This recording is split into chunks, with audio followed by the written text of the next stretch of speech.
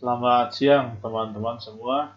Saat ini kita akan mempelajari tentang Taeniusolium. Nah, Taeniusolium ini merupakan salah satu cacing yang tergolong ke dalam kelompok Cestoda. Kalau dalam materi pengantar parasitologi, saya sudah sempat singgung bahwa uh, cacing Cestoda atau cacing yang tergolong ke dalam kelompok Cestoda itu adalah cacing yang bentuk tubuhnya itu seperti pita, sehingga cacing Cestoda. Sehingga Cestoda ini sering dikenal juga sebagai cacing pita. Nah, salah satu anggota dari Cestoda itu adalah Taeniusolium. Taeniusolium dikenal juga sebagai cacing pita babi. Kenapa sampai Taeniusolium dikenal sebagai cacing pita babi? Karena Taeniusolium ini dia menginfeksi babi dan babi berperan sebagai host perantara atau dikenal juga sebagai intermediate host. Jadi intermediate host dan host perantara itu dia sama ya.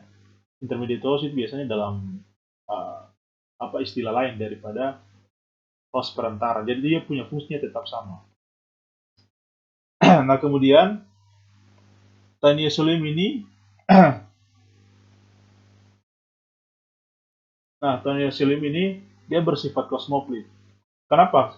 Apa yang disebut dengan kosmoplit? Kosmoplit itu artinya bahwa Taeniusolium ini dia tersebar di seluruh dunia, terutama daerah-daerah yang mengkonsumsi daging babi. Nah, kalau misalnya di Indonesia itu apa? Misalnya daerah yang paling banyak dikonsumsi daging babi, misalnya di daerah Sumatera Utara, Irian Jaya, Bali. Nah, daerah-daerah tersebut itu dia banyak dibandingkan dengan daerah lainnya itu dia tuh lebih banyak eh, apa melaporkan kejadian Taeniasis solium. Nah, eh, penyakit yang disebabkan oleh Tania solium itu disebut dengan Taniasis solium. Kalau cacingnya saja disebut dengan Taenia solium. Tapi kalau penyakitnya disebut dengan Taeniasis solium. Taeniasis solium artinya bahwa penyakit Taeniasis yang disebabkan oleh cacing Taenia solium. Nah, kalau pada sapi disebut dengan cacing yang menyebabkan cacing pita, pada sapi itu sering disebut juga sebagai Taenia saginata. Nah, kalau penyakit yang diakibatkan oleh Taenia saginata ini dikenal dengan nama Taeniasis saginata. Itu kalau pada sapi ya. Nah, kalau pada babi itu seperti yang saya sudah sebutkan tadi bahwa kalau pada babi karena dia disebabkan oleh Taenia solium, maka penyakitnya itu adalah Taeniasis solium. Artinya bahwa penyakit Taenia yang disebabkan oleh cacing Taenia solium. Oke, kemudian Taenia solium ini, Taenia solium dewasa hidup di dalam usus halus, yaitu pada bagian jejunum, bagian jejunum atas, dan hidupnya di dalam usus manusia, yaitu dalam jejunum manusia. Kenapa di manusia? Karena manusia itu bertindak sebagai host definitifnya. Sedangkan larvanya ditemukan di dalam jaringan babi. Kenapa sampai larvanya ditemukan di jaringan babi? Karena babi merupakan host perantara atau intermediate host. Nah, biasanya ketika manusia yang memakan babi, daging babi yang terdapat larva, maka manusia tersebut dia akan terinfeksi oleh Taenia solium. Jadi secara kalau misalnya host definitif itu adalah manusia, untuk Taeniusolium ya, Taeniusolium host definitifnya itu adalah manusia, sedangkan yang berperan sebagai host perantara atau intermediate host itu adalah babi. Khusus untuk Taeniusolium. Kalau Taenia saginata itu host perantaranya itu adalah sapi atau kerbau, sedangkan host definitifnya itu adalah manusia.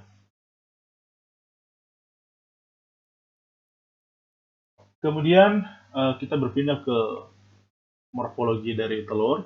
Bentuk telur Taeniusolium itu berbentuk bulat dengan kulit telur yang tebal dan mempunyai garis-garis radial yang tidak dapat dibedakan dengan telur Taenia saginata. Jadi telur Taenia saginata dan telur Taeniusolium ini itu dia sangat sulit dan tidak bisa dibedakan. Jadi kalau misalnya kita mau bedakan itu apa? Kita lihat apakah kita nanti lihat dari bentuk dan cacing dewasanya. Dan juga apa hewan apa yang terserang. Kalau misalnya dia menyerang babi, berarti itu adalah Taeniusolium. Kalau dia menyerang sapi, berarti Taenia saginata. Nah, kalau misalnya pada dewasa itu kalau misalnya cacing dewasa itu dibedakan melalui apa? Kita bedakan melalui scolex. Scolex itu atau dikenal juga sebagai kepala daripada cacing Taenia solium ataupun Taenia saginata. Nah, ini adalah bentuk scolex atau cacing dewasa dari Taenia solium dan Taenia saginata. Ya. Kalau gambar di bagian atas ini adalah Taenia solium, sedangkan di bagian bawah ini adalah Taenia saginata. Oke, untuk panjang cacing daripada Taenia solium itu dia panjangnya itu sekitar 2 sampai 3 meter. Kalau untuk panjang cacing dari Taenia saginata dia lebih panjang lagi. Nah, kemudian eh, cacing daripada Taenia solium ini dia dapat hidup di dalam usus manusia itu sampai 25 tahun. Jadi Taenia solium dapat hidup di usus yaitu bagian jejunum itu di bagian jejunum dari tubuh manusia. Dari usus manusia itu sampai 25 tahun lamanya. Dan kemudian kalau misalnya kita mau membedakan apa itu Taenia solium dan Taenia saginata, karena kedua cacing ini kan sangat-sangat mirip, dari bentuk telur saja kita sangat sulit untuk membedakan. Dia itu sama dengan Necator americanus sama Ancylostoma duodenale. Ancylostoma duodenale dan Necator americanus untuk kita membedakan dari segi telurnya itu sangat sulit. Nah, begitu juga dengan Taenia saginata sama dengan Taenia solium. Sehingga kalau misalnya untuk membedakan itu yang paling aman itu kita lihat ketika dia cacing tersebut dia sudah besar, kita ini sudah menjadi dewasa, atau kita lihat hewan-hewan apa saja yang terkenal oleh cacing ini. Kalau misalnya babi, berarti sudah pasti adalah Taenia solium. Kalau sapi, berarti itu sudah pasti Taenia saginata. Dan kemudian bentuk skolexnya seperti apa? Bentuk scolex ini adalah bentuk kepala daripada cacing Taenia saginata dan Taenia solium. Jadi scolex dari Taenia solium ini dia berbentuk bulat dengan garis di tengah sekitar 1 mm dan mempunyai alat hisap. Nah, alat hisap ini yang di pinggir-pinggirnya adalah alat hisap atau disebut dengan sebagai saker. Jadi saker ini sebagai alat hisap atau batu hisap. Kemudian pada Taenia solium, yaitu gambar yang di atas ini, dia memiliki rostellum. Rostellum itu yang bulat-bulat ini, yang bulat di tengah ini ya, seperti lingkaran juga. Lingkaran ini adalah rostellum. Kemudian di rostellum tersebut itu terdapat kayu. Nah, hal ini tidak ditemukan pada scolex atau kepala dari Taenia saginata. Nah, kalau Taenia saginata dia hanya memiliki 4 alat hisap saja atau 4 batu hisap atau yang disebut juga sebagai saker. Sedangkan dia tidak memiliki rostellum maupun alat kait seperti yang ada di Taenia solium. Nah, itu perbedaan yang paling mendasar antara cacing dewasa dari Taenia saginata dan juga Taenia solium. Oke, kemudian kita berpindah kepada siklus hidupnya. Nah, siklus hidup di sini kita fokus kepada babi saja dulu ya, di gambar di sini di babi. Kenapa? Karena yang kita bahas di sini adalah masih kita membahas tentang Taenia solium. Kita belum membahas tentang Taenia saginata. Nanti Taenia saginata kita bahas di materi yang selanjutnya, itu materi yang berkaitan dengan Taenia saginata. Jadi dalam materi ini teman-teman jangan fokus kepada sapinya, tapi kita fokus saja kepada babi dulu.